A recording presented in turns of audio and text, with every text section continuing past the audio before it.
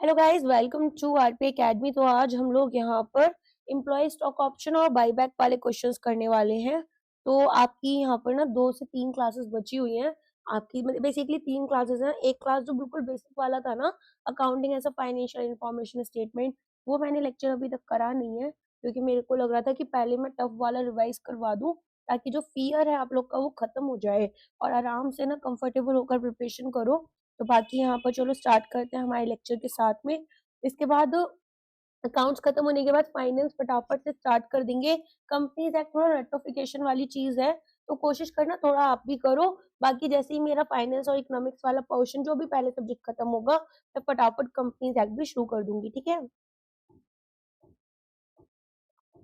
चलिए, अच्छा, कुछ स्टूडेंट्स नए जुड़े हैं हमारे साथ में और उनको डाउट्स आ रहे हैं इन क्लासेस के बारे में।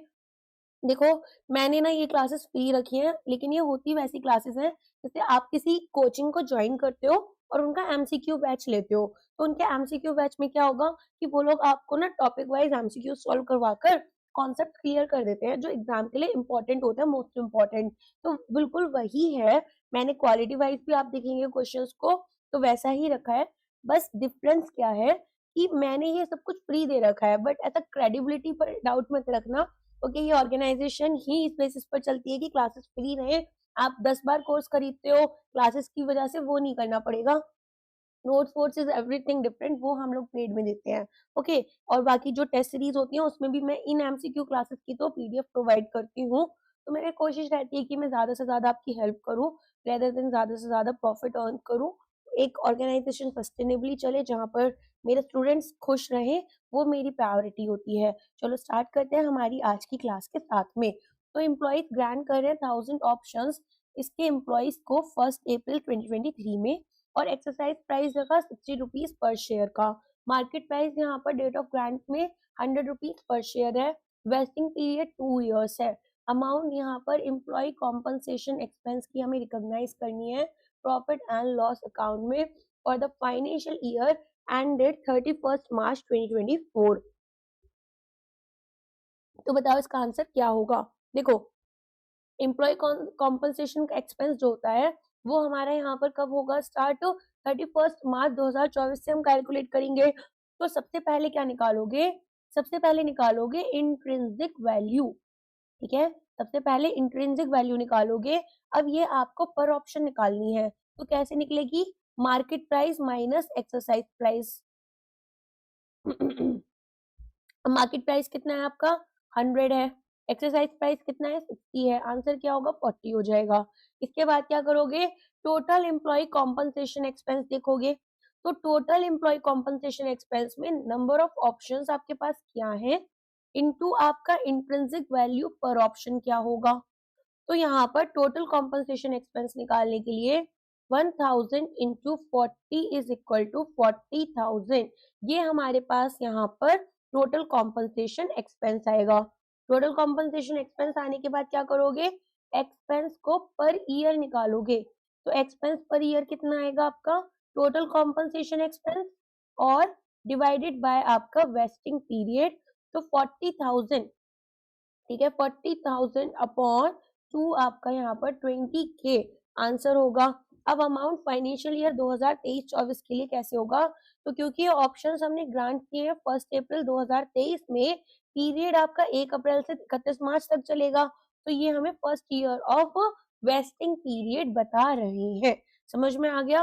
तो एम्प्लॉय कॉम्पनसेशन एक्सपेंस कितना होगा जो हमें रिकॉग्नाइज करना है, वो हमें यहाँ पर 20,000 करना होगा। अब इसको यहाँ से भी आप देख सकते हैं, ये सारा का सारा आपके लिए क्लियर किया हुआ है। नेक्स्ट क्वेश्चन है, कंपनी है जिसके कुछ ऐसे बैलेंसेस हैं, paid up equity share capital 10 lakh rupees, free reserve 5 lakh rupees, securities premium 3 lakh rupees. Maximum amount जो कि कंपनी स्पेंड कर सकती है बाईबैक पर स्पेशल रेजोल्यूशन के through in a single financial year, वो हमारे पास कितना होगा। तो देखो, सेक्शन 68 कंपनीज एक्ट का ये बोलता है कि जो मैक्सिमम अमाउंट एक इस कंपनी स्पेंड कर रही है बाईबैक में, वो लिमिटेड है 25% ऑफ द एग्रीगेट, ठीक है, 25% of the aggregate of its paid up share capital and free reserves. तो ये कॉन्सेप्ट याद रखना है कि अगर बाई बैक करना है तो 25% तक ही आप पेड अप शेयर कैपिटल के और फ्री रिजर्व्स के कर सकते हो। तो यहाँ पर टोटल फंड कितना है पहले वो कैलकुलेट कर लेते हैं। तो 10 लाख है, यहाँ पर फ्री रिजर्व है 5 लाख और 3 लाख आपके सिक्योरिटीज प्रीमियम के हैं, तो टोटल 18 लाख हो गए। ठीक है, अब 18 लाख में हमारे पास में मैक्सिमम बाईबैक अमाउंट हमें क्लियर करनी है, तो वो 25% हो जाएगी जैसा अभी बताया। तो यहाँ पर 25% जो हमारे पास में टोटल फंड्स कैलकुलेट होंगे वो निकल आएंगे, तो 1/4 हम 18 लाख का कर लेंगे, 4,50,000 के अराउंड यहाँ पर आंसर आपका आ जाएगा। ओके, क्लियर हो गया। तो जो अमाउंट यहाँ पर मैक्सिमम कंपनी स्पेंड कर सकती है बाईबैक के थ्रू स्पेशल रेजोल्यूशन, वो कितना कर सकती है, मैक्सिमम यहाँ पर 4,50,000 तक कर सकती है। Next question, SEBI share based employee benefits regulation and companies act के according mandatory minimum period grant of an option and vesting of that period के बीच में कितना होगा। इसमें लगता है रूल 12। रूल 12 क्या कहता है, ये कहता है कि यहाँ पर जो मिनिमम पीरियड होगा 1 साल का होगा between grant of the option and wasting of that option. ठीक है, ये शायद टेलीग्राम पर भी किसी स्टूडेंट ने पूछा था एक बारी। लेकिन यहाँ पर कुछ की एक्सेप्शंस हैं। की एक्सेप्शंस क्या है, अगर यहाँ पर डेथ हो जाती है या परमानेंट इनकैपेसिटी हो जाती है एम्प्लॉय की जब वो काम कर रहे थे, जॉब कर रहे थे, एम्प्लॉयमेंट में थे, तो जो मिनिमम वेस्टिंग पीरियड 1 साल का है वो अप्लाई नहीं होता है। ठीक है, तो जितने भी ऑप्शंस ग्रांट किए गए हैं एम्प्लॉय को वेस्ट करने के लिए इमीडिएटली इन द एम्प्लॉय वो वेस्ट करेंगे, और या फिर उनके जो लीगल आयर्स है, ठीक है, या फिर नॉमिनीज हैं, ये अमाउंट उनको चली जाएगी। फिर मर्जर्स और एमालगमेशन देखो, तो अगर ऑप्शंस हमारे ग्रांट किए गए हैं in lieu of options held in a transferor company जो कि मर्ज कर गई है या अमालगमेट कर गई है, तो ये जो पीरियड होगा जिसमें कि हम ये ऑप्शंस को होल्ड करके रखते हैं ओरिजिनल कंपनी में, ये हम एडजस्ट करते हैं against the 1 year minimum requirement. Meaning अगर ऑप्शंस हमने ग्रांट किए थे इन ल्यू ऑफ ऑप्शंस जो कि हमारे ट्रांसफरर कंपनी के लिए थे, जो अब यहाँ पर मर्ज या अमालगमेट हो रही है, तो यहाँ पर जो ऑप्शंस होल्ड किए जाएंगे ओरिजिनल कंपनी के, वो हम 1 ईयर मिनिमम रिक्वायरमेंट के अगेंस्ट एडजस्ट कर सकते हैं। ओके, फिर यहाँ पर मतलब मर्जर्स एंड एक्विजिशन याद रखना, डेथ, इनकैपेसिटी, और तीसरा है वेस्टिंग शेड्यूल। अगर मिनिमम पीरियड तो 1 साल है, लेकिन कंपनी यहाँ पर डिफाइन कर सकती है लॉन्गर वेस्टिंग पीरियड या staggered vesting schedule. For example 25% vesting हर साल होगी हमारी from the end of first year in the ESOP scheme, तो ऐसा भी कर सकते हैं, वेस्टिंग शेड्यूल में भी कर सकते हैं। तो आंसर क्या होगा आपका, आंसर तो आपका सी ही होगा, लेकिन ये चीज आपको याद रखनी है कि 1 साल यहाँ पर हमारी लिमिट होती है। और कौन से एक्सेप्शंस हैं, वेस्टिंग शेड्यूल, मर्जर्स अमालगमेशन और डेथ या इनकैपेसिटी, परमानेंट इनकैपेसिटी। एक कंपनी डिसाइड करती है कि 10,000 इक्विटी शेयर्स को 10 रुपीज के यहाँ पर क्या कर रही है, बाई बैक कर रही है, कितने रुपीज में, at a price of 25 rupees per share. By back fund हो रहा है इसका पूरा फ्री रिजर्व से, तो अमाउंट हमारी कितनी हमें कैपिटल रिडेम्पशन रिजर्व में डालनी है। देखो अब यहाँ पर भी अगेन आपका सेक्शन 69 ऑफ कंपनीज एक्ट लगेगा, जिसमें कि क्या रूल है, सीआरआर का रूल है कि जब एक कंपनी बाईबैक करती है खुद के शेयर्स को, तो यहाँ पर वो फ्री रिजर्व से करेगी या तो फिर यहाँ पर सिक्योरिटीज प्रीमियम अकाउंट से करेगी, और जो यहाँ पर सम है, ठीक है, नॉमिनल फेस वैल्यू का इक्वल टू हमारा कितना होना चाहिए, एक sum equal to nominal face value of shares होनी चाहिए। तो जो परचेज है वो हमारी सीआरआर में जाएगी। तो नंबर ऑफ शेयर्स कितने खरीदे, 10,000 खरीदे, नॉमिनल फेस वैल्यू कितनी है, 10,000 है, और बाईबैक प्राइस क्या रखा है हमने, बाईबैक प्राइस रखा है 25 रुपीज का। तो यहाँ पर सबसे पहले तो हमारे पास में जो अमाउंट ट्रांसफर होगी वो केवल कितनी होगी, 10,000 into 10 that is 1 lakh rupees. Okay, अच्छा ये जो बाईबैक है 25 रुपीज का, ये क्या हुआ, ये तो आपका कैश आउटफ्लो हुआ। तो सीआरआर को हम क्रिएट करते हैं ताकि जो कैपिटल बेस है कंपनी का कैपिटल बेस इंटैक्ट रहे, उसमें कोई दिक्कत नहीं आए, वो कम नहीं हो जाए, और हमारे क्रेडिटर्स को हम प्रोटेक्ट करें।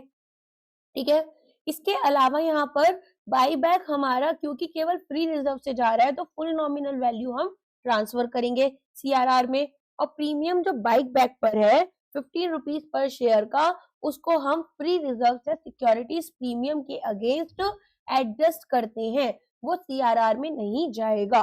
तो अमाउंट जो हमारी सीआरआर में जाएगी केवल 1 लाख रुपीस तक जाएगी। नेक्स्ट क्वेश्चन है, जब एक बाईबैक कंप्लीट हुआ तो ratio aggregate of secured and unsecured debt जो कंपनी ओ कर रही थी to the paid up capital and free reserves must not exceed section 68(2)(d) of the companies act. एक कंपनी को एक स्पेसिफिक लेवरेज रेशियो मेंटेन करना है ताकि फाइनेंशियल स्टेबिलिटी हो आफ्टर अ बाईबैक। अब डेट इक्विटी रेशियो हमारा क्या रहेगा, तो ratio aggregate of secured and unsecured uh debt जो ओ किए हैं कंपनी ने to the paid up capital and free reserves, वो 2:1 से ज्यादा के नहीं होने चाहिए आफ्टर द बाईबैक। ठीक है, बाईबैक के बाद में ये 2:1 से ज्यादा के नहीं होने चाहिए। तो फ्री रिजर्व्स क्या होते हैं, जो कि हम यहाँ पर इंक्लूड करेंगे फॉर द पर्पस। यहाँ पर हमें क्या करना है, देखो हमारे पास में सबसे पहले जो बाईबैक के लिए उन्होंने बोला, तो फ्री रिजर्व्स और पेड अप कैपिटल का जो हमारा रेशियो होगा वो कितना रहेगा, वो रहेगा 2:1 का। ठीक है, फ्री रिजर्व्स के लिए हमने देखा कि भाई वो पैसा जो हमें प्रॉफिट वगैरह से मिलता है ना, और यहाँ पर हम सिक्योरिटीज प्रीमियम अकाउंट को भी इंक्लूड कर लेते हैं। गवर्नमेंट स्पेसिफाइड कंपनीज अगर होती हैं तो सेंट्रल गवर्नमेंट नोटिफिकेशन देकर प्रिस्क्राइब कर सकती है हायर रेशियो। ठीक है, तो किसके लिए, कुछ कंपनीज के लिए, जैसे कि यहाँ पर एनबीएफसीज हैं जो कि फाइनेंशियल एक्टिविटीज कैरी करती हैं, उन कंपनीज के लिए गवर्नमेंट नोटिफिकेशन देकर इस रेशियो को हाई भी कर सकती है। और यहाँ पर जो पोस्ट बाईबैक स्टेटस होगा वो कैसा होगा, सॉल्वेंसी चेक, मतलब फाइनेंशियल हेल्थ देख रहे हैं कंपनी की, प्रोटेक्ट करेंगे इंटरेस्ट क्रेडिटर्स का, इंश्योर करेंगे कि जो कंपनी है वो ओवर लेवरेज नहीं हो जाए वंस इसने रिटर्न कर दिया capital to the shareholders. तो बाईबैक एक्सीड नहीं करना चाहिए 25% of the paid up equity share capital. Resource यहाँ पर हमारे पास में जो रहेगा वो 25% रहेगा पेड अप कैपिटल और फ्री रिजर्व के, और जो डेट इक्विटी रेशियो रहेगा वो 2:1 का ही रहना चाहिए। ठीक है, तो यहाँ पर हमारे पास में आंसर हो जाएगा 2:1 सी।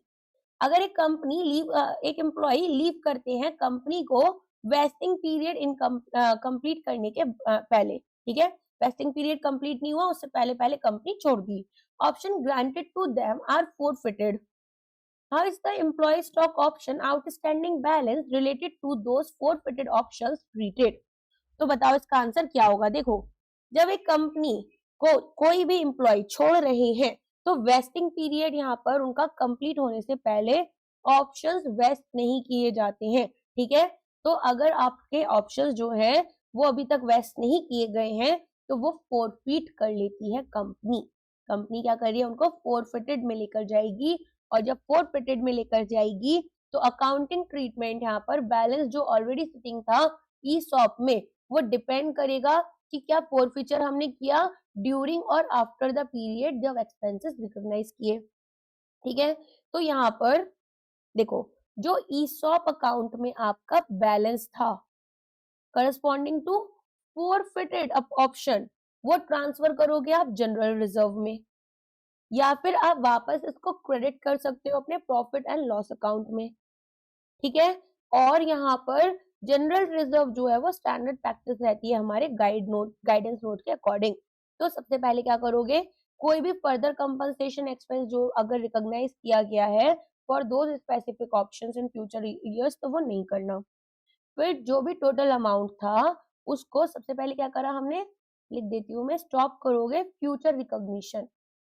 ठीक है, फिर इसके बाद में क्या करोगे, यहाँ पर जो टोटल अमाउंट आपने प्रीवियसली डेबिट किया था एम्प्लॉय कॉम्पनसेशन एक्सपेंस में उसको वापस क्रेडिट कर दोगे ESOO में।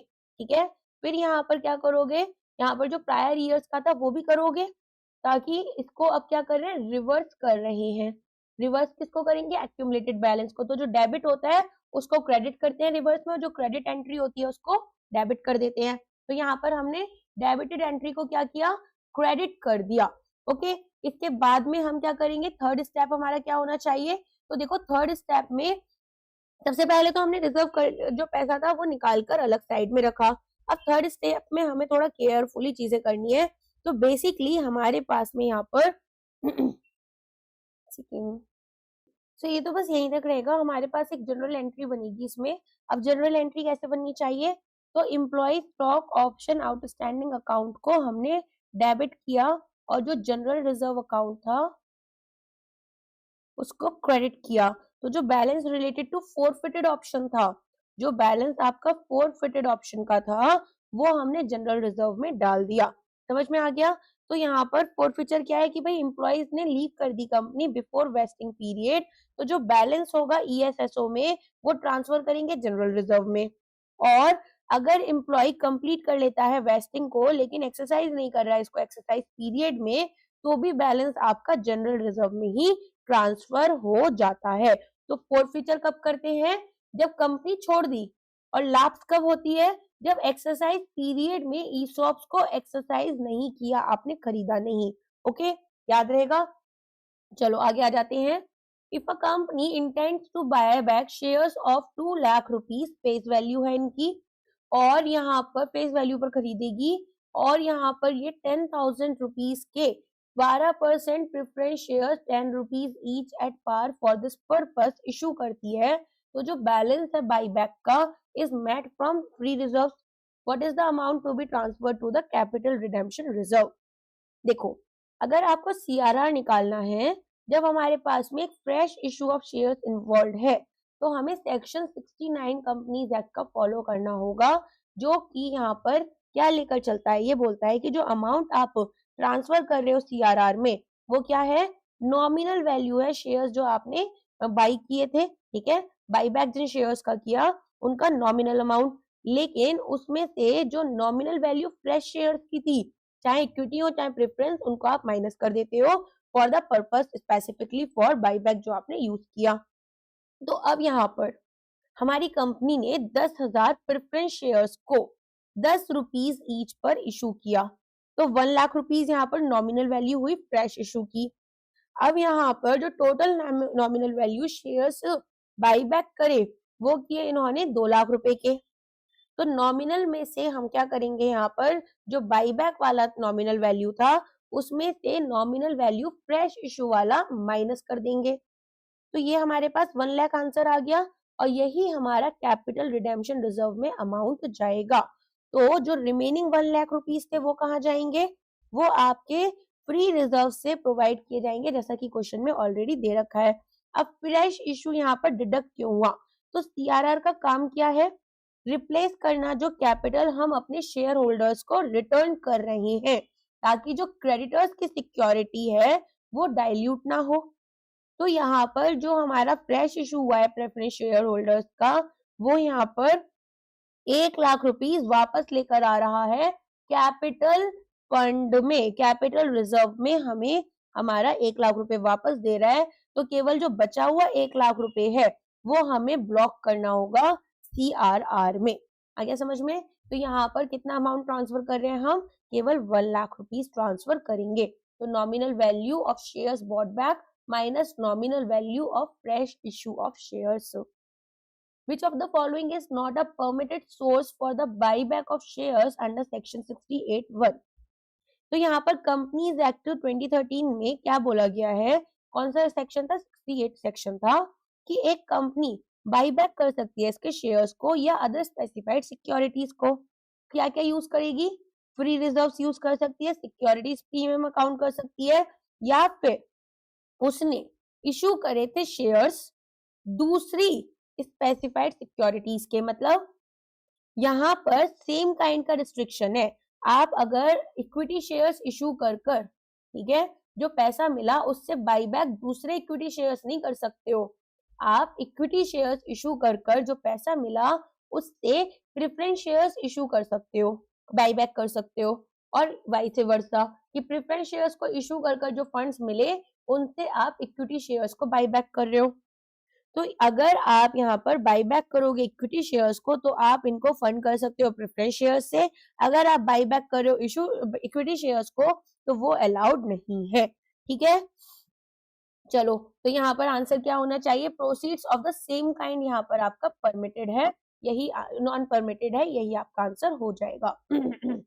जब एक एम्प्लॉय एक्सरसाइज करते हैं उनका option, employee stock option outstanding account is, यहाँ पर क्या होगा इसके साथ में, ये अकाउंट आपका, देखो जब एक एम्प्लॉय ने एक्सरसाइज करा अपना ऑप्शन, तो ईएसएसओ अकाउंट जो है एक टेम्पररी होल्डिंग अकाउंट था कॉम्पनसेशन वैल्यू के लिए, तो इसको आप क्लियर आउट कर दोगे, इसे खत्म कर दोगे इसमें से जो पैसे थे। तो यहाँ पर जब हमने एक्सरसाइज करा, कंपनी को एक्सरसाइज प्राइस किसमें मिला, कैश में मिला, किससे, एम्प्लॉय से। अब यहाँ पर जो इंट्रिंसिक वैल्यू थी जो हमारे ईएसएसओ अकाउंट में ऑलरेडी स्टोर्ड थी, वो कंट्रीब्यूट करेंगे हम towards the fresh issuance of shares. तो टोटल वैल्यू कितनी हुई, जो कैश हमें एम्प्लॉय ने दिया और जो ईएसओओ का बैलेंस था। अब यहाँ पर हमारे पास में इससे हम शेयर कैपिटल को क्रिएट करते हैं और सिक्योरिटीज प्रीमियम अकाउंट को। तो जनरल एंट्रीज किस तरह से बनती हैं, बैंक अकाउंट डेबिट होगा क्योंकि कैश आपने रिसीव किया, अमाउंट रिसीव की, एक्सरसाइज प्राइस की, तो ये बैंक अकाउंट में पैसा आया, रियल अकाउंट है ये, तो debit what comes in, credit what goes out. फिर यहाँ पर employ stock option outstanding account जो कि एक नॉमिनल अकाउंट था, ठीक है, इसको भी हम डेबिट करेंगे। नॉमिनल अकाउंट में debit the expenses credit the income, तो इसको भी डेबिट कर दिया। अब यहाँ पर जो शेयर कैपिटल अकाउंट था, और वो भी इक्विटी वाला लिखोगे, इक्विटी शेयर कैपिटल अकाउंट आपका क्या होगा, ये होगा क्रेडिट, ठीक है, क्यों, यहाँ से फंड्स यहाँ पर आएंगे, और शेयर सिक्योरिटीज प्रीमियम अकाउंट, ठीक है, तो ये हमारी जो बैलेंसिंग फिगर होगी यहाँ पर फेस वैल्यू, और बाकी जो बचा हुआ पैसा है वो इसके अंदर आ जाएगा। तो जब हमारे पास डेबिट होता है, ईएसओओ डेबिट होता है क्योंकि लाइबिलिटी या जो ऑब्लिगेशन है इशू करने की शेयर्स एट अ डिस्काउंट, वो फुलफिल होगी। सिक्योरिटीज प्रीमियम में क्योंकि जो मार्केट प्रीमियम हमारा usually much higher than the face value होता है, तो जो एक्सेस है वो हम सिक्योरिटीज प्रीमियम अकाउंट में भेजते हैं, और जो नॉमिनल फेस वैल्यू है वो शेयर कैपिटल अकाउंट में चली जाएगी। क्लियर, नेक्स्ट आ जाओ। After a buyback is completed the company can not make a further issue of same kind of shares for a period of how many months except for bonus issues of conversion of warrants और debentures. तो यहाँ पर section 68(8) of the companies act 2013 लगता है, जो कि कहता है कि अगर एक कंपनी ने बाईबैक कंप्लीट कर लिया अपने शेयर्स का, ठीक है, तो वो प्रोहिबिटेड है कि वो फर्दर इशुएंस करे सेम काइंड ऑफ शेयर्स का, इशुएंस ऑफ सेम काइंड, ठीक है, नॉट द डिफरेंट काइंड। और इसमें आपकी राइट इश्यूज भी इंक्लूडेड हैं, आप वो भी नहीं कर सकते हो। कितने टाइम तक, 6 महीने तक, ठीक है, 6 मंथ्स तक ये आपका कूलिंग ऑफ पीरियड रहता है। बोनस इश्यूज आप यहाँ पर कर सकते हैं, और जो एग्जिस्टिंग ऑब्लिगेशन है कि शेयर्स यहाँ पर आप इशू कर रहे हो ताकि जो सब्सिस्टिंग ऑब्लिगेशन है, जैसे कि सब्सिस्टिंग ऑब्लिगेशन कौन सी है, कन्वर्जन करना है वारंट्स का, स्टॉक ऑप्शन स्कीम थी सॉप आपकी, स्वैट इक्विटी है, कन्वर्जन करना है प्रेफरेंस शेयर्स या डिबेंचर्स का इनटू इक्विटी शेयर्स, तो वो आपको अलाउड है। तो ये जो रिस्ट्रिक्शन है ये कंपनीज को मैनिपुलेट करने से बचाता है शेयर प्राइसेस को, और यहाँ पर अगर कूलिंग ऑफ पीरियड नहीं होगा तो कंपनी बायबैक करेगी आर्टिफिशियली इन्फ्लेट करने के लिए, डिमांड बढ़ेगी तो प्राइसेस बढ़ जाएंगे, तो शेयर प्राइसेस को बढ़ाने के लिए ऐसा कर रही है इमीडिएटली, जिसकी वजह से राइट इशू या फिर फ्रेश इशू कर लेगी हायर प्राइसेस पर, विच इज वेरी रॉन्ग। तो यहाँ पर आपको क्या क्या याद रखना है, कूलिंग ऑफ पीरियड 6 महीने का होता है फ्रेश इशू के लिए, गैप हमारे दो बाईबैक्स के बीच में, गैप हमारे दो बाईबैक्स के बीच में 12 महीने का होता है, और जब एक्सटिंग्विशमेंट या फिजिकल डिस्ट्रक्शन करते हैं शेयर्स का तो 7 डेज ऑफ कंप्लीशन के बाद में कर देते हैं, और कंप्लीट हमारा जो पूरा बाईबैक का प्रोसेस है वो हमें 12 महीने के अंदर अंदर करना है, जब हमने रेजोल्यूशन पास किया था। ओके, बहुत इंपॉर्टेंट है, चारों ही चीजों को याद रखना। नेक्स्ट आ जाओ, क्वेश्चन 11, ग्रांट डेट हमें दे रखी है इन्होंने, ठीक है, 1 अप्रैल 2022। अब यहाँ पर इन्होंने क्या क्या दे रखा है एक बार याद दोबारा से पढ़ते हैं। तो ग्रांट डेट हमें दे रखी है 1 April 2022, vesting period is 3 years, total option 3000, intrinsic value ₹30, year 1 and expected turnover 10%, actual turnover 0, year 2 and actual turnover 200 employees left, how much expense is recognised in year 2, आपको बताना है कितना एक्सपेंस यहाँ पर year 2 में आप रिकॉग्नाइज करोगे। तो देखो इसको ना थोड़ा बड़ा क्वेश्चन है, अच्छे से समझते हुए सॉल्व करेंगे, ठीक है। देखो अगर हमें एक्सपेंसेस कैलकुलेट करने ईयर 2 के लिए तो हमें क्यूमुलेटिव कैचअप यहाँ पर अप्रोच लेकर चलनी होती है। कौन सी अप्रोच? क्यूमुलेटिव। क्यूमुलेटिव का मतलब क्या होता है? एक्यूमुलेट होना, इकट्ठा होना। कैचअप मतलब देखो यहाँ पर इंडियन अकाउंटिंग स्टैंडर्ड ये 102 लगेगा आपका, जिसमें कि रिकैलकुलेट करोगे टोटल एस्टिमेटेड कॉस्ट किसके बेसिस पर? जो लेटेस्ट इंफॉर्मेशन आपको मिली है, और सब्ट्रैक्ट करोगे अमाउंट जो कि ऑलरेडी हमने रिकॉग्नाइज की थी प्रीवियस ईयर्स में। तो सबसे पहले क्या करेंगे? पहले स्टेप में एक्सपेंस हमारे जो रिकॉग्नाइज किए हमने ईयर 1 में,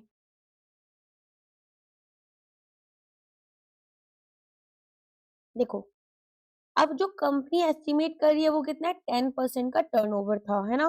तो यहाँ पर हमारे पास में 10% का एक्सपेक्टेड टर्नओवर था, एक्चुअल में 0 था। तो एम्प्लॉइज ऑप्शन टू वेस्ट हमारे पास कितने होने चाहिए? 3000 into 90%, that is 2700 options. Clear? अब ये देखो यहाँ पर लिखा हुआ है ना, टोटल ऑप्शन 3000 है, एक्सपेक्टेड टर्नओवर 10% है, तो हमने ईयर 1 में इसको लिया। अब नेक्स्ट आ जाओ। अब टोटल एस्टिमेटेड कॉस्ट हमारी कितनी हो जाएगी? तो टोटल एस्टिमेटेड कॉस्ट हमारी यहाँ पर 2700 इंटू 3, तो 7 3 81,000 हो जाएगा। फिर यहाँ पर ईयर 1 का एक्सपेंस निकालना है। तो ईयर 1 का जो एक्सपेंस होगा वो यहाँ पर हमें 3 पीरियड साल का वेस्टिंग पीरियड दे रखा है। तो मैंने आपको ये क्वेश्चन करवा रखा है कॉन्सेप्ट क्लास में भी। तो यहाँ पर ये 81,000 डिवाइडेड बाय 3 हो जाएगा, दैट इज 27,000। क्लियर? अब क्यूमुलेटिव एक्सपेंस निकालोगे ईयर 2 के लिए। तो जो एक्चुअल टर्नओवर होता है वो हमारे पास कितना बचेगा? यहाँ पर एक्चुअल टर्नओवर हमारे पास 200 बचेगा। देखो कैसे, यहाँ पर एक्चुअल टर्नओवर इन्होंने 200 दे रखा है और एम्प्लॉइज लेफ्ट, तो एक्चुअल टर्नओवर हम 200 लेंगे। ठीक है? अब यहाँ पर हमारे पास में क्योंकि उन्होंने कंपनी छोड़ दी है, तो एक्चुअल ऑप्शन जो रिमेनिंग है वो कितने हैं? 3000 में से 200, दैट इज 2800 ऑप्शंस। अब टोटल एस्टिमेटेड कॉस्ट कैसे निकालेंगे? 2800 इंटू 30 आपका आ जाएगा, राइट? तो यहाँ पर ये हमारे पास कितना हो गया? 84,000 हो गया। अब क्यूमुलेटिव एक्सपेंस आपका कितना होगा? ईयर 2 है तो 2/3 हो जाएगा, इनटू हमारा यहाँ पर किसके बराबर होगा? 84,000। ठीक है? तो ये हमारे पास कितना आ जाएगा यहाँ पर?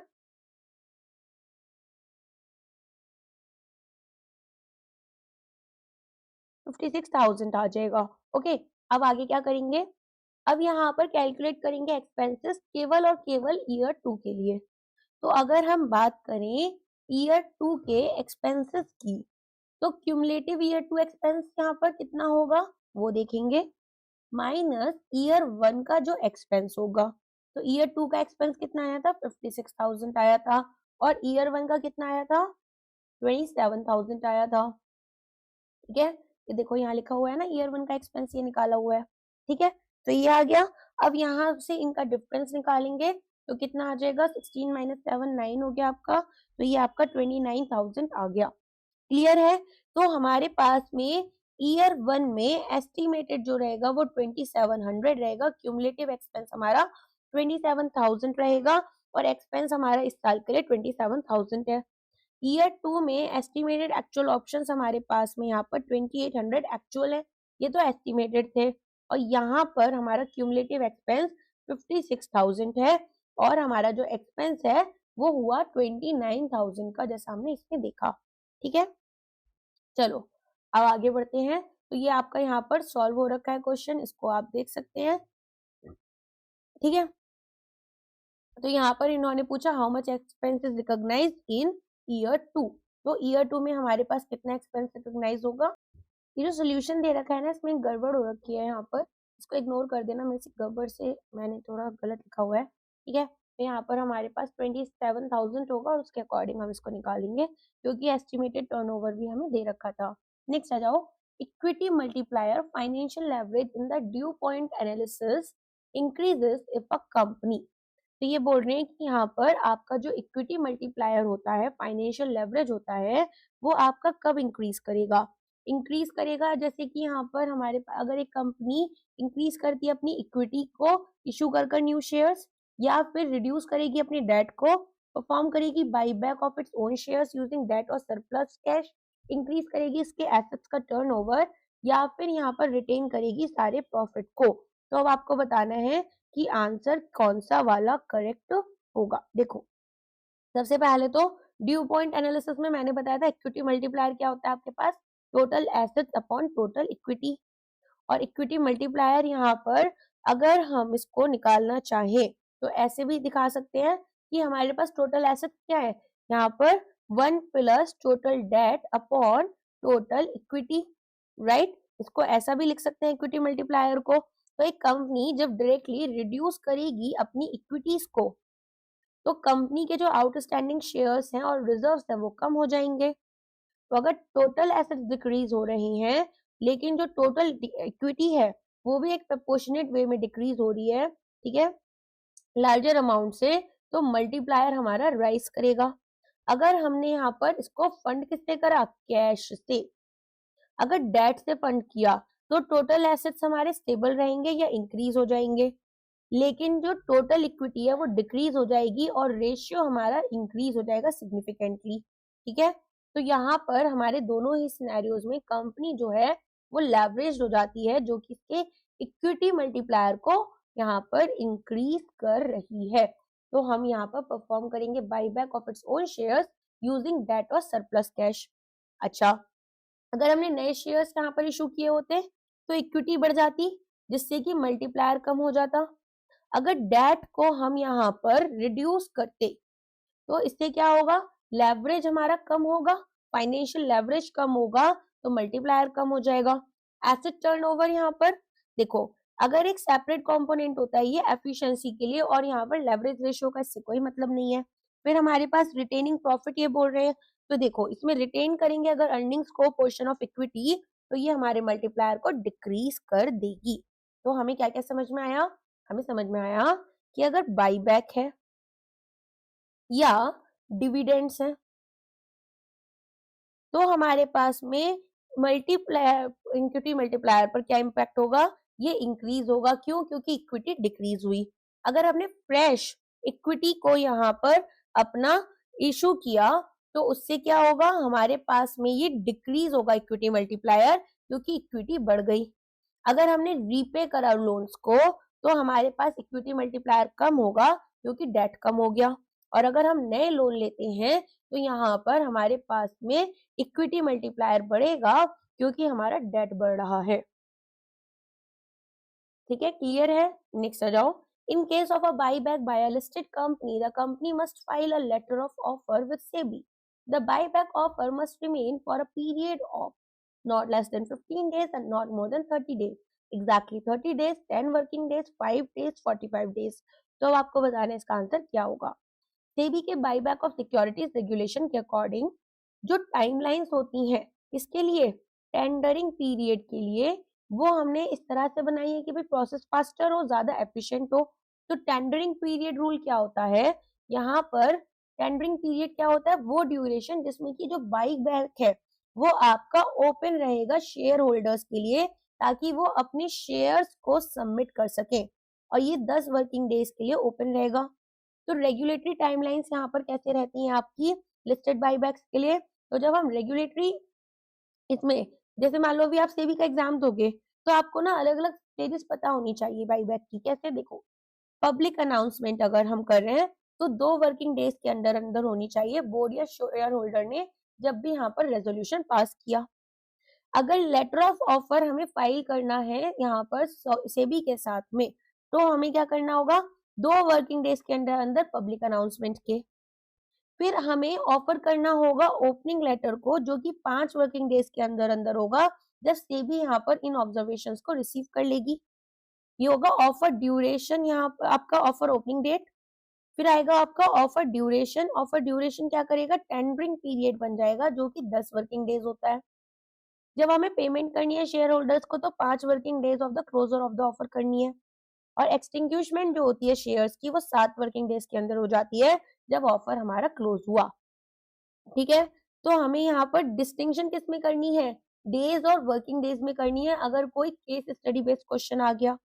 ठीक है, यहाँ पर कंपनीज एक्ट अगर अनलिस्टेड है तो जनरली हम ब्रॉडर डे काउंट लेकर चलते हैं, और सेबी रेगुलेशंस लिस्टेड हैं तो राइट वर्किंग डे शेड्यूल्स को हमें लेकर चलना होता है। तो यहाँ पर आपका आंसर क्या होगा, 10 वर्किंग डेज आपका आंसर बन जाएगा। एक कंपनी ने बाईबैक करे 5000 शेयर्स 10 रुपए के each eight 40 rupees per share. It has securities premium balance 1 lakh का और जनरल रिजर्व है 2 लाख का। प्रीमियम ऑन बाईबैक यहाँ पर किस तरह एडजस्ट होगा, सिंपल सा देखते जाना। जब एक कंपनी बाईबैक करेगी शेयर्स को price higher than face value, तो जो एक्सेस अमाउंट है, जो प्रीमियम है, वो राइट ऑफ करना होगा कंपनी के एग्जिस्टिंग रिजर्व से। तो बाईबैक प्राइस हमारे पास में 40 रुपए रहेगा, फेस वैल्यू हमारे पास 10 रुपए रहेगी, प्रीमियम पर शेयर हमारे पास 30 रुपए हो गया। ठीक है, यहाँ पर कैसे हुआ, हमारे पास में बाईबैक कितना है 40 का, फेस वैल्यू 10 रुपए की है, तो प्रीमियम 30 रुपए का हो गया। तो टोटल प्रीमियम हमें जो बाईबैक शेयर्स पे हुआ वो कितना हुआ, 5000 शेयर्स है और यहाँ पर 30 रुपए का प्रीमियम लगा, तो ये हो गया 1,50,000। अब जो टोटल प्रीमियम है ये हमें कैसे एडजस्ट करना है, जो अवेलेबल बैलेंस हमारे ऑर्डर्स में है। तो सबसे पहले तो सिक्योरिटीज प्रीमियम अकाउंट में, और फिर प्री रिजर्व जैसे कि जनरल रिजर्व या फिर प्रॉफिट एंड लॉस अकाउंट। तो स्पेसिफिक केस यहाँ पर जब कंपनी एंटायर 100,000 को सिक्योरिटीज प्रीमियम में यूज करेगी तो जो रिमेनिंग 50,000 है वो जनरल रिजर्व में जाएगा। तो एडजस्ट करो एंट्रीज को, कैसे करोगे, देखो सिक्योरिटीज प्रीमियम अकाउंट अभी डेबिट होगा, कितने रुपए से होगा, 1 लाख रुपए से होगा, और जनरल रिजर्व अकाउंट डेबिट होगा कितने रुपए से, 50,000 से, और premium on by bank credit होगा 1,50,000 रुपए से। ठीक है, तो यहाँ पर जो प्रीमियम होगा ऑन बाई बैक वो आपका लग जाएगा। अच्छा, अगर कैपिटल रिडेम्पशन रिजर्व में कुछ अमाउंट जाता तो वो कितना जाता, फेस वैल्यू के बराबर जाता जो कि 50,000 रुपए थे। ठीक है, समझ में आ गया। तो यहाँ पर आंसर क्या होना चाहिए आपका, बी, डेबिट करेंगे सिक्योरिटीज प्रीमियम अकाउंट और जनरल रिजर्व को। नेक्स्ट क्वेश्चन है, अगर एक स्टार्टअप कंपनी ऑफर करती है shares based payment to a vendor for providing technical service instead of cash, how is this transaction initially recorded. जब एक कंपनी इंक्लूडिंग स्टार्टअप शेयर्स इशू कर रही है या ऑप्शंस नॉन एम्प्लॉइज जैसे कि वेंडर्स या कंसल्टेंट्स हैं, तो ये यहाँ पर एक शेयर बेस्ड पेमेंट होगी टू नॉन एम्प्लॉइज। ये गवर्न किससे होगी, इन AS 102 से, जिसमें कि शेयर बेस्ड पेमेंट की बात होती है।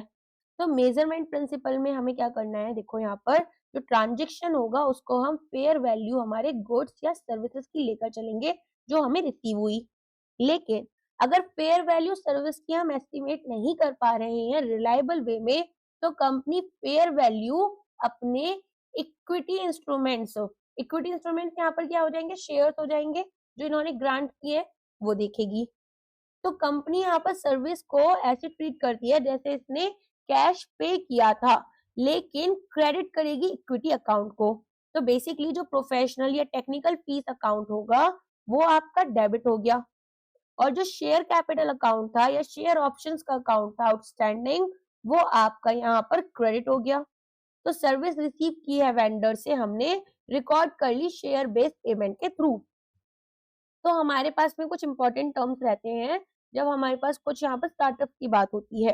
तो अगर टेक्निकल सर्विसेज हैं, ठीक है, अगर टेक्निकल सर्विसेज हैं और हम एक स्पेसिफिक एसेट क्रिएट कर रहे हैं, मान लो एक सॉफ्टवेयर बना रहे हैं या एक पेटेंट डेवलप कर रहे हैं, तो हम यहाँ पर इंटेंजिबल एसेट को, यहाँ पर जो डेबिट होगा वो इंटेंजिबल एसेट या कैपिटल वर्क इन प्रोग्रेस की तरफ जाएगा इंस्टेड हमारे एक्सपेंस अकाउंट के, क्योंकि जनरल सर्विस सिनेरियोज में तो ये एक्सपेंस अकाउंट बनता है, लेकिन स्टार्टअप में हम ऐसा नहीं कर रहे।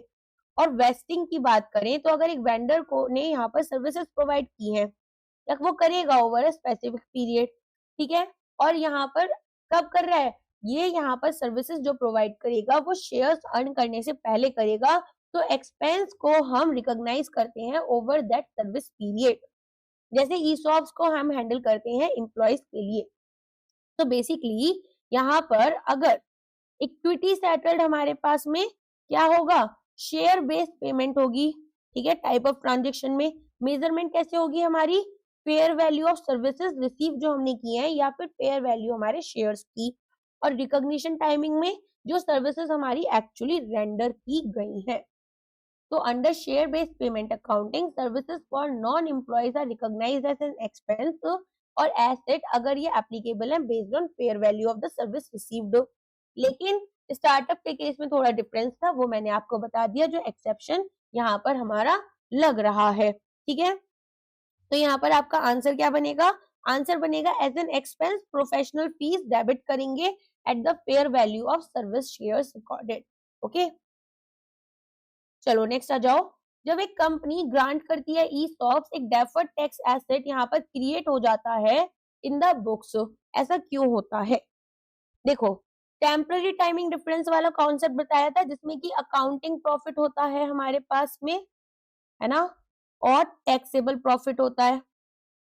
तो बेसिकली क्या हुआ, यहाँ पर हमने टैक्सेबल प्रॉफिट और अकाउंटिंग पीरियड यहाँ पर मीनिंग रिकॉर्ड हमने कुछ और रखा था, एक्चुअल में फिर कुछ और पे करना पड़ा, जैसे कोई रूल्स चेंज हो गया, समथिंग हो गया।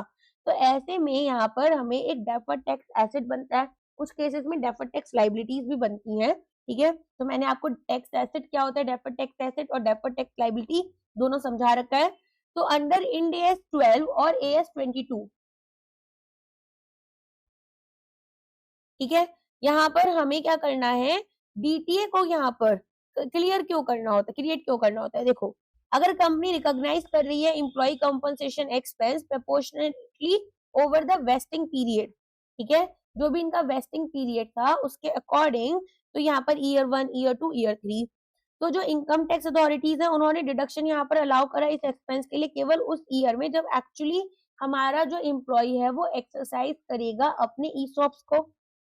तो एक गैप आ गया क्योंकि कंपनी जो है क्या वो पे कर रही है, रिकॉग्नाइज कर रही है एक्सपेंस को अपनी बुक्स में, लेकिन टैक्स बेनिफिट्स उसको बाद में मिलेंगे। तो ये एक डेफर्ड टैक्स एसेट हो गया जो कि हमें बाद में टैक्स के बेनिफिट देगा, ठीक है। जो चीजें हमें बाद में बेनिफिट दे रही है कंपनी के लिए वो एक एसेट हो गई। अगर वो हमें कंपनी को बाद में टैक्स पे करना होता तो डेफर्ड टैक्स लाइबिलिटी कहलाता है। ओके, तो डीटीए हम कैसे कैलकुलेट करेंगे, क्यूमुलेटिव एक्सपेंस हमने जो रिकॉग्नाइज किया इनटू हमारा टैक्स रेट। ओके, तो डीटीए हमारा रिकॉग्नाइज कैसे होता है, जो वेस्टिंग पीरियड है हमारा एज एक्सपेंस हम इसको बुक कर रहे हैं, और डीटीए हमारा रिवर्स कब होता है, यूटिलाइज जिस साल में हमारा एक्सरसाइज होगा एक्चुअल टैक्स डिडक्शन को हम क्लेम कर लेंगे। तो अगर टैक्स डिडक्शन एक्सपेक्टेड है फ्यूचर में ग्रेटर देन, टैक्स डिडक्शन ज्यादा होगा जो क्यूमुलेटिव अकाउंटिंग एक्सपेंस है, तो जो टैक्स बेनिफिट है वो क्रेडिट करेंगे डायरेक्टली हमारे इक्विटी इसको, ठीक है, इसमें rather than the profit and loss account. तो basically profit and loss account हमारा डेबिट होता है जो कॉम्पनसेशन एक्सपेंस था ड्यूरिंग वेस्टिंग, ड्यूरिंग वेस्टिंग, और बैलेंस शीट हमारी इक्विटी में क्रेडिट होगा ESOO अकाउंट आपका, employee stock option outstanding account during vesting. Balance sheet asset में डेफर्ड टैक्स एसेट क्रिएट हो जाएगा टाइमिंग डिफरेंस की वजह से, और टैक्स रिटर्न्स में डिडक्शंस क्लेम होते हैं जब ये ऑप्शन हमारा एम्प्लॉय एक्सरसाइज कर लेगा। तो under accounting standards compensation expense amortise होता है ओवर द वेस्टिंग पीरियड, क्योंकि टैक्स लॉस जनरली अलाउ करेंगे डिडक्शन जब ऑप्शंस एक्सरसाइज हुए, तो एक टेम्पररी टाइम डिफरेंस क्रिएट हो गया जिसकी वजह से डेफर्ड टैक्स एसेट आपका बना। नेक्स्ट क्वेश्चन है, before a company can proceed with the buyback of its own securities, the board of directors must file a declaration of solvency with the registrar and SEBI. This declaration must be verified by an affidavit stating that company will be able to pay its debts for at least. तो यहाँ पर section 68(6) companies act का ये बोलता है कि before एक company proceed करेगी बाईबैक के साथ में, इसे इंश्योर करना है कि ये फाइनेंशियली स्टेबल हो ताकि ये सरवाइव कर सके अगर ये अपने कैपिटल बेस को रिड्यूस भी कर रही है। और डिक्लेरेशन ऑफ सॉल्वेंसी में बोर्ड ऑफ डायरेक्टर्स को एक फॉर्मल डिक्लेरेशन फॉर्म SH9 मैंने आपको कवर करवाया था, ये रजिस्ट्रार ऑफ कंपनीज के साथ में फाइल करना होता है इन केस की जो लिस्टेड कंपनीज यहाँ पर सेबी के साथ है, ठीक है। अब यहाँ पर कमिटमेंट क्या होती है कि डायरेक्टर जो है वो स्टेट करेंगे कि उन्होंने पूरी इंक्वायरी करी है in the affairs of the company और एक ओपिनियन इनका है कि कंपनी कैपेबल है अपनी लाइबिलिटीज मीट कर पाएगी, और डिक्लेयर करेंगे कि कंपनी यहाँ पर इंसॉल्वेंट नहीं होगी within a period of 1 year from the date of declaration adopted by the board. और ये जो डिक्लेरेशन होती है ये साइन करेंगे एटलीस्ट 2 डायरेक्टर्स, जिनमें से एक हमारा मैनेजिंग डायरेक्टर होगा अगर कंपनी में मैनेजिंग डायरेक्टर है। ठीक है, तो यहाँ पर अभी आपको पता है ये एग्जाम में क्वेश्चन क्यों आ सकता है, क्योंकि यहाँ पर हमारे पास क्रेडिटर्स को प्रोटेक्ट किया जा रहा है और कंपनी अगर बायबैक करती है शेयर्स को और वो on the verge of bankruptcy है, तो यहाँ पर साइफनिंग ऑफ मैंने पढ़ाया था आपको फर्स्ट जो मॉड्यूल करवाया था, सॉरी मैराथन करवाया था फेज 1 में, उसमें ये शिफ्टिंग ऑफ वाला कॉन्सेप्ट भी पढ़ाया था कि कैश देते हैं शेयर होल्डर्स को। ठीक है, जो कि यहाँ पर उन्होंने क्या किया होगा, लेंडर्स को जाता। तो बेसिकली हमारे पास में बाईबैक की इंटीग्रिटी डॉक्यूमेंट होती है, एक होती है एक्सप्लेनेटरी स्टेटमेंट। एक्सप्लेनेटरी स्टेटमेंट में क्या होगा, डिस्क्लोज करेंगे नेसेसिटी को और क्लास हमारे शेयर्स की फॉर बाईबैक को, जो कि हमें शेयर होल्डर्स के साथ में फाइल करनी है नोटिस ऑफ मीटिंग में। डिक्लेरेशन यहाँ पर अगर सॉल्वेंसी की है तो गारंटी करेंगे, कंपनी पे करेगी डेट को 1 साल के अंदर अंदर और फाइल करेंगे आरओसी और हमारे रजिस्ट्रार ऑफ कंपनी और सेबी के साथ में। अगर रिटर्न हो रहा है बाईबैक का तो फाइल करेंगे जब कंप्लीशन हो गया कि कंफर्म करने के लिए कि प्रोसेस जो है वो फिनिश्ड है, अगेन आरओसी और सेबी के साथ में ही। ठीक है, चलो नेक्स्ट क्वेश्चन पर आ जाओ। एक कंपनी ग्रांट कर रही है 900 options with a graded vesting schedule, 1/3 vest at the end of year 1, 1/3 at the year 2 and 1/3 at the end of year 3। ठीक है, तो यहाँ पर total intrinsic value per option 30 रुपए दे रखी है, एक्सपेंस आपको ईयर 1 के लिए बताना है। तो एम्प्लॉय कॉम्पनसेशन एक्सपेंस हमें ईयर 1 में कैलकुलेट करना है ग्रेडेड वेस्टिंग शेड्यूल के अकॉर्डिंग। तो यहाँ पर हर एक ट्रांच जो है ग्रुप ऑफ ऑप्शन एक सेपरेट ग्रांट माना जाएगा खुद के वेस्टिंग पीरियड में। तो यहाँ पर हमारे पास में 3 ट्रांचे बनेंगे, T1, T2, T3। 300 300 300 ऑप्शंस रहेंगे, 900 ऑप्शन टोटल है, डिवाइड कर लिया हमने। वेस्टिंग पीरियड यहाँ पर ईयर 1 होगा, इसके लिए 2 साल रहेंगे, इसके लिए 3 साल चाहिए होंगे। तो टोटल इंट्रिंसिक वैल्यू हर एक ट्रांजी की कितनी होगी, 9000 9000 9000। तो यहाँ पर हमारे पास में ईयर 1 कैलकुलेशन करनी है, तो ईयर 1 का एक्सपेंस कितना होगा, 9000 बाय 1 जो कि 9000 हो गया। इसके लिए 9000 बाय 2 45000 हो जाएगा।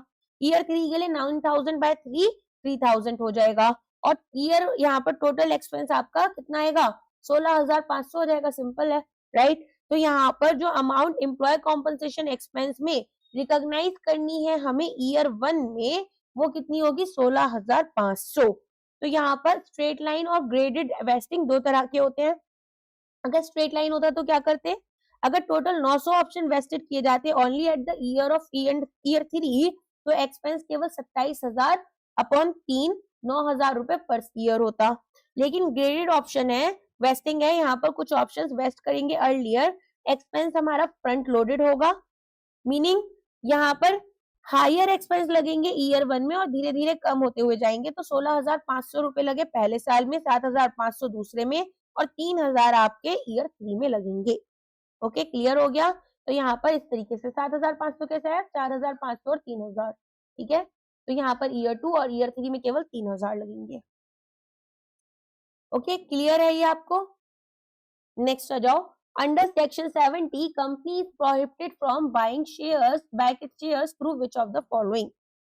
तो यहाँ पर हमारे पास में पहला बोल रहे हैं कि कोई सब्सिडरी कंपनी इंक्लूड करेगी खुद की सब्सिडरी कंपनीज को, invest company, group of investment company, या फिर डायरेक्टली और इनडायरेक्टली थ्रू एनी सब्सिडरी और investment company if there is subsisting default in repayment of deposits or interest और all of the above। तो बताओ क्या आंसर होगा। देखो, सेक्शन 70 कंपनी एक्ट का ये कहता है कि हमारे पास में स्पेसिफिक सर्कमस्टांसेस होते हैं और एंटिटीज जिनके थ्रू एक कंपनी को प्रोहिबिट किया जाता है कि वो खुद के शेयर्स को नहीं खरीद सकती, ताकि यहाँ पर सर्क्यूलर ट्रेडिंग नहीं हो, ताकि यहाँ पर सर्क्यूलर ट्रेडिंग नहीं हो। ठीक है, और इंश्योर करते हैं कि कंपनी अपने एग्जिस्टिंग फाइनेंशियल ऑब्लिगेशंस को मीट कर पाए, उसके बाद में ही शेयर होल्डर्स का उनका कैपिटल वापस देगी।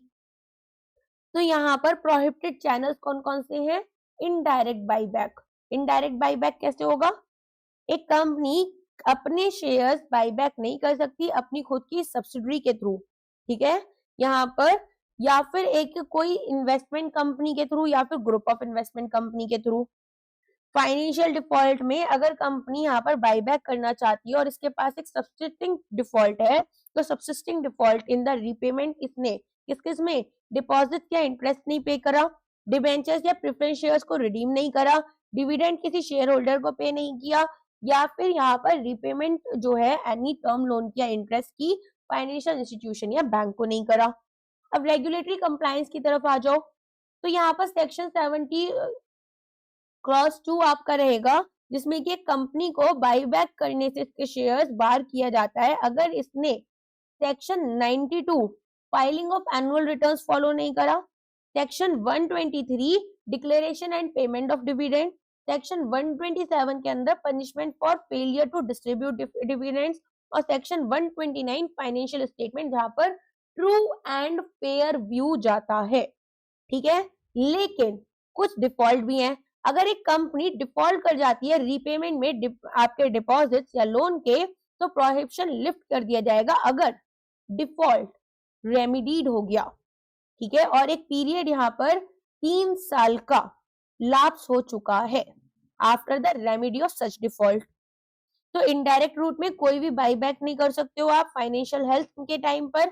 नो बाईबैक अगर डिफॉल्ट एग्जिस्ट करेगा डिपॉजिट लोन या इंटरेस्ट में, कंप्लायंस कोई भी बायबैक यहाँ पर नहीं करोगे अगर फाइल कर रहे हो एनुअल रिटर्न्स या फाइनेंशियल स्टेटमेंट्स, और कूलिंग ऑफ पीरियड यहाँ पर कम से कम 3 साल का होना चाहिए। जब आपने डिफॉल्ट किया तब आप बायबैक कर पाओगे। According to the guidance note on accounting for employee share based payments, अगर एक कंपनी यूज करेगी इंट्रिंसिक वैल्यू मेथड, इसको डिस्क्लोज करना है impact on net profit and EPS had it used the historical cost method, fair value method, replacement cost method, cash basis method या फिर liquidation value method। तो of course यहाँ पर आपका answer होगा बी, ब्लैक स्कॉल्स या binomial model अगर use कर फेयर वैल्यू मेथड यूज किया। तो यहाँ पर गाइडेंस नोट इश्यू किया था आईसीएआई ने, जिसने अलाउ करा कंपनीज को कि वो इंट्रिंसिक वैल्यू मेथड यूज कर अकाउंटिंग कर सकते हैं ईसॉप्स की, और यहाँ पर इनको प्रो फॉर्मा डिस्क्लोजर करना होगा ताकि ट्रांसपेरेंसी मेंटेन हो इन्वेस्टर्स के लिए। तो अगर एक कंपनी चूज कर रही है इंट्रिंसिक वैल्यू मेथड जो कि यहाँ पर लोअर एक्सपेंस या जीरो एक्सपेंस दिखाता है, अगर एक्सरसाइज प्राइस आपका मार्केट प्राइस के बराबर है, तो एक नोट दिया जाएगा फाइनेंशियल स्टेटमेंट में जिसमें कि प्रो फॉर्मा नेट इनकम की जो प्रॉफिट यहाँ पर, ठीक है, इन्होंने अर्न किया होता अगर फेयर वैल्यू मेथड यूज किया होता, और प्रो फॉर्मा ईपीएस जिसमें कि हमारे पास इंपैक्ट आता बेसिक और डाइल्यूटेड अर्निंग्स पर शेयर। तो आप देखेंगे फेयर वैल्यू मेथड्स जो होते हैं, फेयर वैल्यू मेथड्स में क्या होता है, कंपनी टिपिकली क्या करती है, ऑप्शन प्राइसिंग मॉडल्स यूज करती है। क्या यूज करती है? ऑप्शन प्राइसिंग मॉडल्स यूज करती है, जिसमें कि volatility, time value of money और रिस्क फ्री इंटरेस्ट रेट्स लेकर चलती है। तो ब्लैक स्कॉल्स मॉडल में क्या होता है, सिंपल ऑप्शंस यूज करते हैं जिनको हमने एक ही बार में वेस्ट कर दिया, और बाइनोमियल या लैटिस मॉडल होता है जो कि थोड़ा ज्यादा फ्लेक्सिबल होता है, बेसिकली कॉम्प्लेक्स ग्रेडेड वेस्टिंग, या हमारे ना एक अमेरिकन स्टाइल ऑप्शन होते हैं जिनको आप कभी भी एक्सरसाइज कर सकते हो इनकी एक्सपायरी डेट तक, तो वो आपके लिए यूज होते हैं, ठीक है। तो इंट्रिंसिक वैल्यू मेथड क्या है, market price minus exercise price, और फेयर वैल्यू मेथड क्या रहता है, ऑप्शन प्राइसिंग मॉडल जिसमें कि टाइम और इंट्रिंसिक वैल्यू ऐड करते हैं। ओके,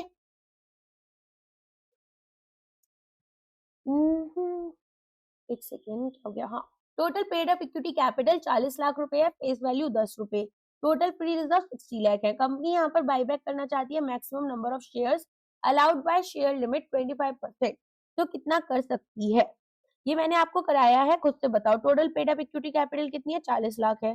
टोटल शेयर्स यहाँ पर आपको निकालने हैं, फेस अप वैल्यू कितनी थी, 10 रुपए थी, तो 4 लाख यहाँ पर शेयर्स जो है वो आंसर होगा। फिर क्या करेंगे, मैक्सिमम बाईबैक शेयर्स का कितना कर सकते हैं, 25% टोटल आउटस्टैंडिंग के, तो 1/4 हो गया, तो आपका 1 लाख हो गया, ठीक है।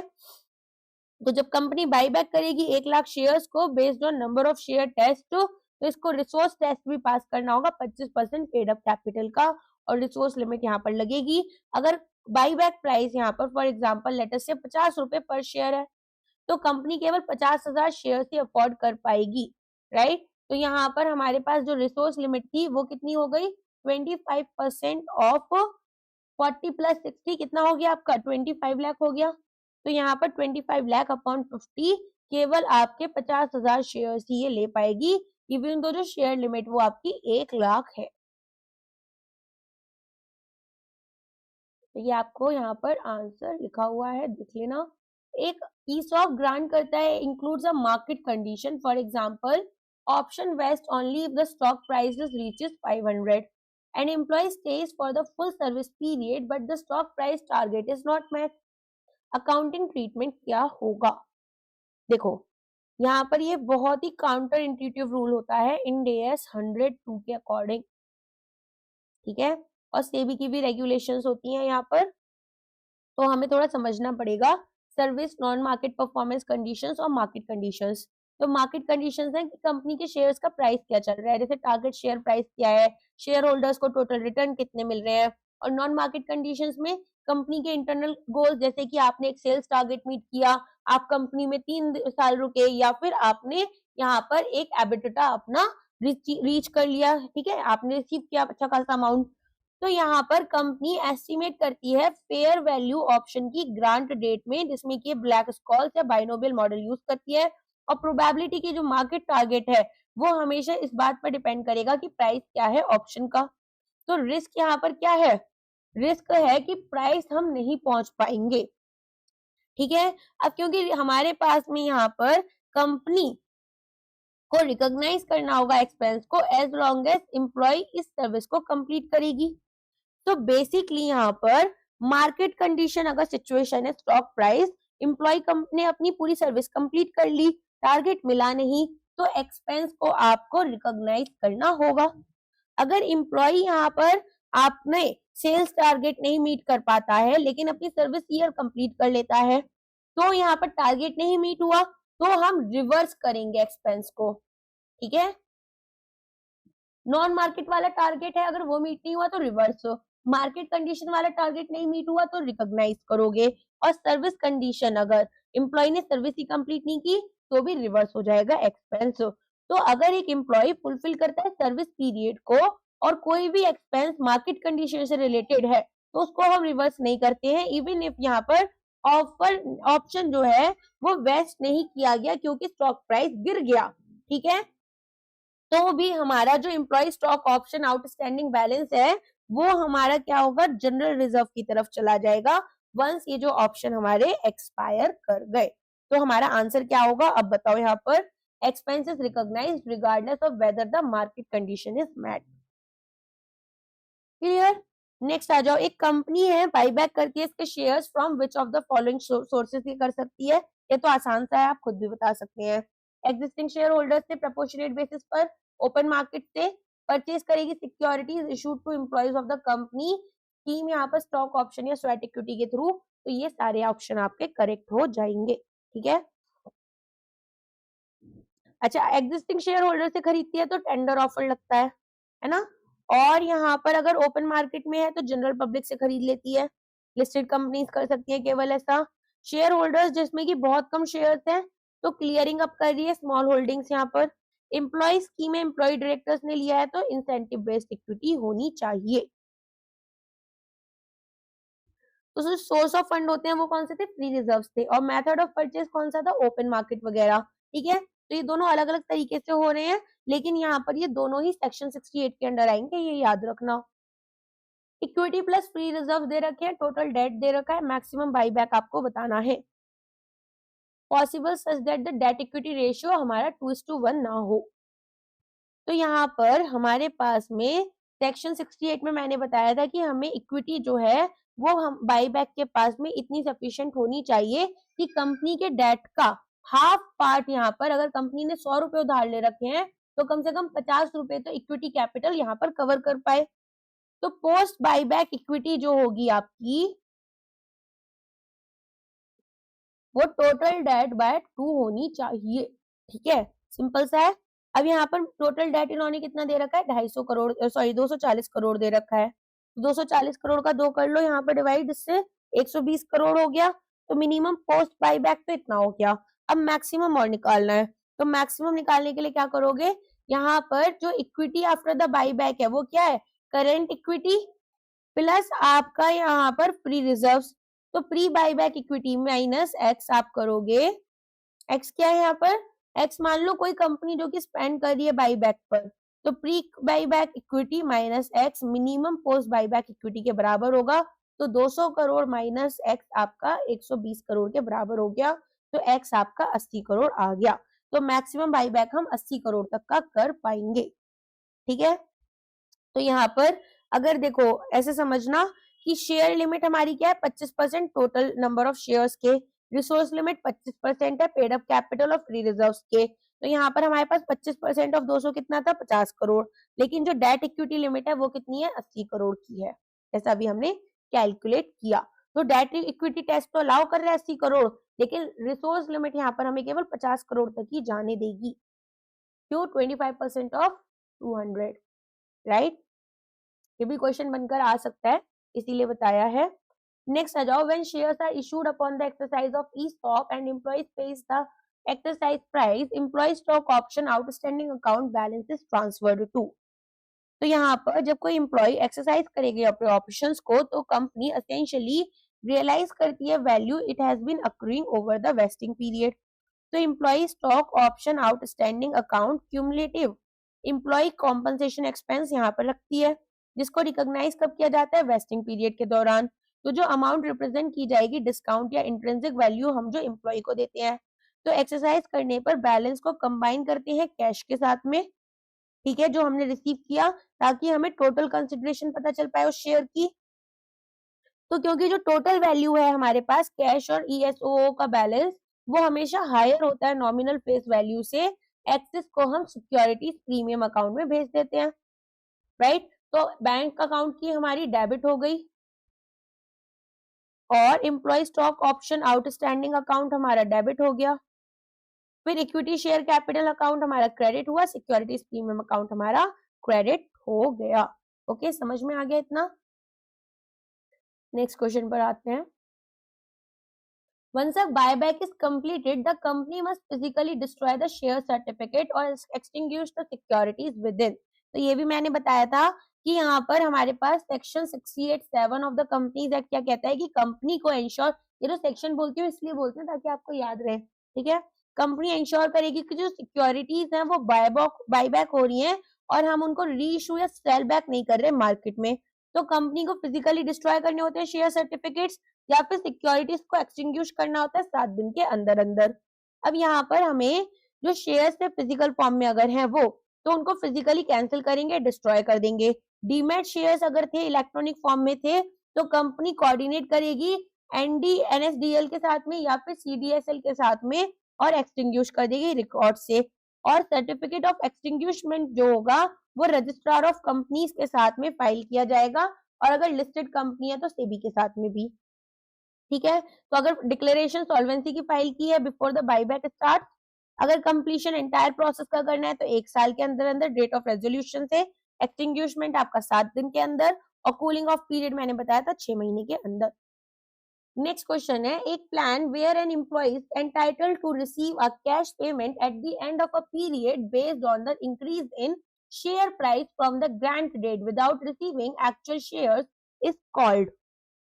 तो ये क्या कहलाएगा आपका, stock appreciation rights cash settled, right. ये क्या होते हैं, SARs बताया था मैंने, पढ़ाया है बहुत अच्छे से। एक टाइप ऑफ इंसेंटिव जहां पर एम्प्लॉय को रिवॉर्ड करते हैं उनकी कंपनी में परफॉर्मेंस कैसी है, ठीक है। अब यहाँ पर कंपनी का स्टॉक अगर अच्छा परफॉर्म कर रहा है तो इनको भी, एम्प्लॉयज को भी रिवॉर्ड करेंगे। तो ये हमारे लिए जरूरी नहीं है कि इन्होंने शेयर्स को खुद से खरीदा है ना, जरूरी नहीं है कि एम्प्लॉयज ने शेयर को खरीदा है।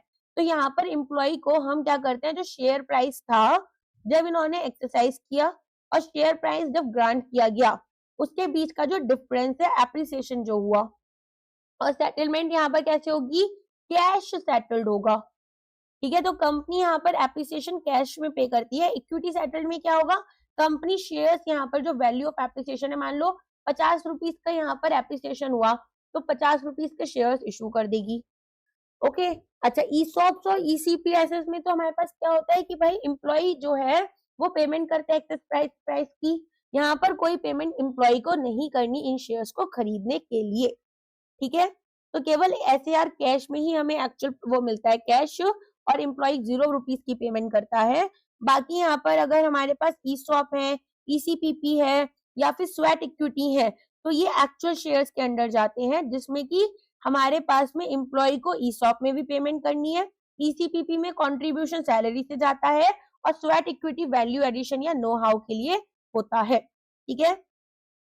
अच्छा, यहाँ एक टर्म दे रखी है फैंटम इक्विटी, ये क्या होती है? ये हमारे कैश सेटल्ड एसएआर्स के जैसे ही है, लेकिन थोड़ा सा यहाँ पर डिफरेंस हो जाता है। तो फैंटम स्टॉक्स यहाँ पर फुल वैल्यू जो है शेयर की उसको मिरर करते हैं, और सार्स जो होते हैं जो इंक्रीमेंट हुआ, एप्रिसिएशन हुआ उसको, ठीक है। एक कंपनी ने बाईबैक करे 1000 शेयर 10 रुपए ईच, यहाँ पर 50 रुपीज पर शेयर। कंपनी का सीआरआर बैलेंस 50,000 रुपए है। कंपनी इशू यूज करेगी सीआरआर को, राइट ऑफ करेगी प्रीमियम ऑन बाईबैक ₹40,000। क्या ये सच है या झूठ है? अगर सच है तो यहाँ पर क्या हम यूज कर रहे हैं सीआरआर को? देखो, capital redemption reserve highly restricted होता है। सीआरआर जो हम क्रिएट कर रहे हैं ये क्यों कर रहे हैं? ताकि जो कैपिटल बेस है कंपनी का वो मेंटेन रहे। 3-4 बार बता चुकी हूँ आज ही की क्लास में। तो यहाँ पर हमारे पास में जब हमने बाईबैक किया या रिडेम्पशन करा प्रेफरेंस शेयर्स का, तो भी कैपिटल बेस हमारा इतना स्टेबल होना चाहिए कि हमारे क्रेडिटर्स को हम प्रोटेक्ट करें। तो इसीलिए हम इनको प्रीमियम के लिए यूज नहीं करते हैं। तो यहाँ पर सीआरआर, ठीक है, कंपनी अप्लाई कर सकती है कि भाई अनइश्यूड शेयर्स जो हैं उनके पेयर यहाँ पर उनकी पेमेंट कर दे, ठीक है।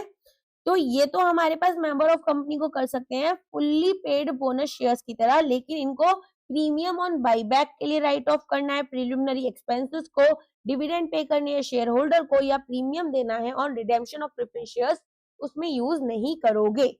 तो प्रीमियम को राइट ऑफ कैसे करोगे? यहाँ पर प्रीमियम ऑन बाईबैक हमारा 40,000 रुपीज है, इसको एडजस्ट करेंगे सिक्योरिटीज प्रीमियम अकाउंट और फ्री रिजर्व्स के अगेंस्ट, ठीक है।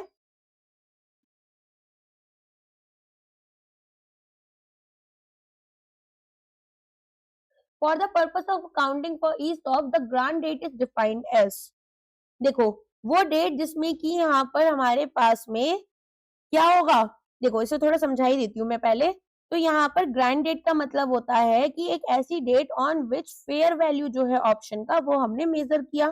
तो ये ग्रांट डेट स्टैब्लिश कब होती है? जब कंपनी और एम्प्लॉयज के बीच में एक शेयर्ड अंडरस्टैंडिंग हुई terms and conditions of the arrangement की।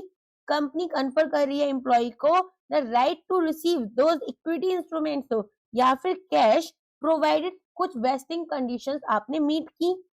और अगर अरेंजमेंट यहाँ पर आपकी subject to shareholder approval process है, ग्रांट डेट हमारी वो डेट होगी जब अप्रूवल हमने ऑब्टेन किया है, ठीक है।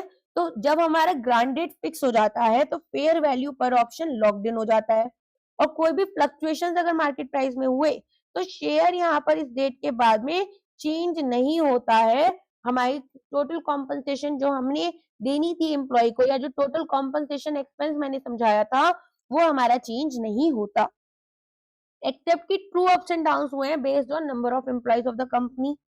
अच्छा, कभी कभी क्या होता है एम्प्लॉयज यहाँ पर सर्विसेज देते हैं फॉर्मल ग्रांट से पहले पहले।